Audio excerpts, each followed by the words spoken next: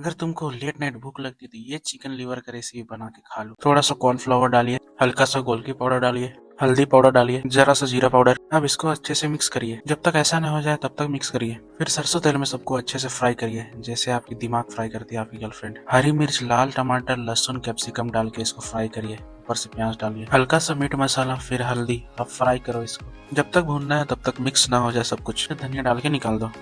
उसके बाद ये डिश आग उगलने के लिए तैयार है। अगर पसंद आए तो लाइक करो, सब्सक्राइब करो और अपने दोस्तों को शेयर करो।